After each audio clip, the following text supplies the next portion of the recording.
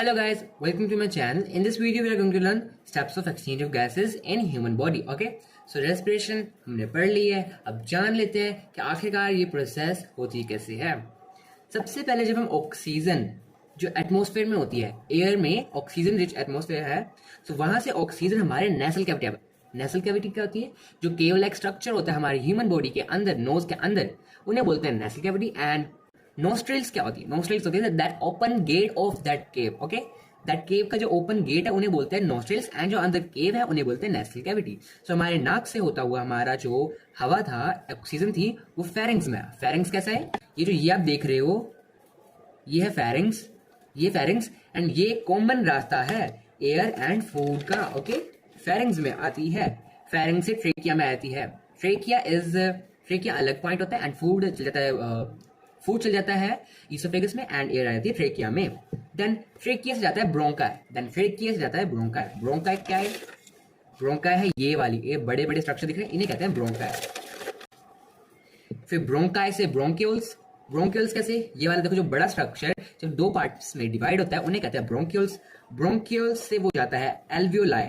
ये एल्वियोलाई है, इनके अंदर जाता है लंग्स के, एंड यहाँ पर होते हैं exchange of oxygen and CO2. अब कैसे होती है एक्सचेंज ऑफ ऑक्सीजन CO2, ये हम आगे पढ़ते हैं, लेकिन हम आगे के देख लेते हैं आगे के स्टेप्स कौन से. CO2 जो है वो ब्रोंक्यूल्स में आती है, ब्रोंक्यूल्स मतलब इनमें आती है. जब एक्सचेंज ऑफ गैसेस होगी तो CO2 दोबारा से यहाँ से आके यहाँ पे चल जाती है, देन वो ब्रोंकाई बड़े वाले स्ट्रक्चर में चल जाती है, then trachea, then nasal cavity, and CO2 बाहर निकल जाती है. ओके, अब हम कुछ इसके पॉइंट्स भी पढ़ लेते हैं. सो जो ह्यूमन बॉडी एयर लेता है वो नोस्ट्रिल से लेता है, जो मैंने आपको पहले भी बता रखा है. नोस्ट्रिल से कहते हैं that open gate of the nose और holes of the nose, you can also say that. Okay, यहाँ से हमारा जो ऑक्सीजन है वो फिल्टर होता है. फिल्टर कहाँ से होता है? जो थिन हेयर्स होते हैं एंड म्यूकस होता है. अब म्यूकस हमने अपने स्टमक में भी पढ़ा है कि वहां पर म्यूकस क्या काम करता है. आपको पता है तो आप कमेंट में बताओ.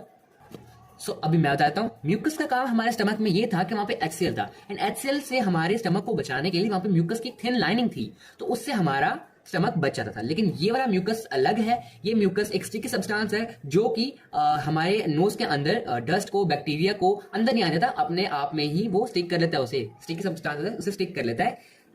जैसे आप वो भी कह सकते हो, वो मैं बोलूंगा नहीं अभी, पता है आपको क्या होता है वो स्टिकी सब्सटेंस, है ना. सो अब एल्वियोलाई का स्ट्रक्चर देखो. एल्वियोलाई ये है. अब देख लो, ये यहाँ पर बहुत सारी red and blue blood vessels होती है. अब हम ये भी पढ़ेंगे रेड एंड ब्लू क्यों होती है, रेड एंड ब्लू के फंक्शंस क्या होते हैं, वो हम हार्ट में पढ़ेंगे. अभी के लिए आप याद रख लो कि red and blue blood vessels होती हैं. एल्वियोलाई एक बैलून लाइक स्ट्रक्चर और सैक लाइक स्ट्रक्चर भी है. बैलून लाइक स्ट्रक्चर तो होता ही है, लेकिन इसे सैक लाइक स्ट्रक्चर इसलिए सैक लाइक स्ट्रक्चर भी होता है. अब सैक लाइक स्ट्रक्चर होता है तो सैक से नाम भी होना चाहिए, तो हम इसे एल्वियोलर सैक भी कहते हैं. सैक मतलब आप गुट्ठा मान सकते हैं, गुच्छा, है ना. एंड एल्वियोलाई सिंपल है, एल्वियोलर सैक इज थोड़ा कॉम्प्लिकेटेड, सो यू एल्वियोलाई याद रखना, ठीक है. जो एल्वियोलाई की वॉल्स होती है वो वन साइड थिक होती हैं, बहुत पतली होती हैं, तभी तो वहां पर एक्सचेंज ऑफ गैसेस हो जाती है, डिफ्यूजन होती है वहां पर oxygen and carbon dioxide exchange हो जाते हैं, इतनी पतली होती है. यहां पर बहुत सारे ब्लड वेसल्स के नेटवर्क होते हैं जो कि एक्सचेंज ऑफ गैसेस कराते हैं. अब देखो, ये एल्वियोलस गैस एक्सचेंज होता कैसे है.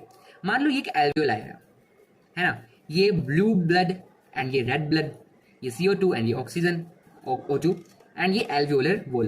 जो आपको यहाँ थोड़ी सी जगह दिख रही है, ये ब्लड वेसल्स, एंड यहाँ पर ये जगह दिख रही है, ये बैलून, देखो ये बैलून है ना, बैलून लाइक स्ट्रक्चर, यहाँ बीच में एक जगह दिख रही है ना आपको, ये एल्वियोलर वॉल है. ये इतनी पतली है कि यहाँ से ऑक्सीजन वगैरह एक्सचेंज हो जाते हैं.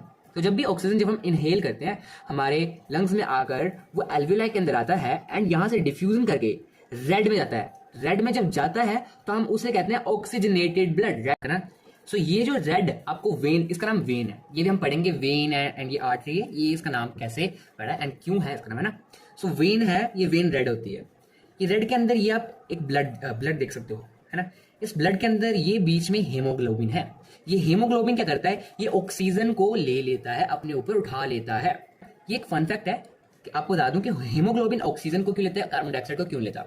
सो हीमोग्लोबिन को सबसे प्यारा कार्बन मोनोऑक्साइड है, ना कि कार्बन डाइऑक्साइड. सबसे प्यारा कार्बन मोनोऑक्साइड है. अगर उसे दिया जाए कि लो ऑक्सीजन, लो कार्बन मोनोऑक्साइड, तो वो कार्बन मोनोऑक्साइड लेगा. उससे कम अगर उसे ऑप्शन दी जाए ऑक्सीजन की एंड कार्बन डाइऑक्साइड की, तो सब उससे तो वो लेगा ऑक्सीजन, बिकॉज उसको वो प्यारा है, उसको वो अच्छा लगता है. अगर उसको कार्बन डाइऑक्साइड दे तो वो नहीं लेगा, क्योंकि उसको सबसे बुरा लगता है, उसे चाहिए नहीं कार्बन डाइऑक्साइड, है ना। सो हीमोग्लोबिन, अब उसको चॉइस है कार्बन डाइऑक्साइड ऑक्सीजन में, तो वो ऑक्सीजन ही लेगा क्योंकि उसको ऑक्सीजन प्यारा है।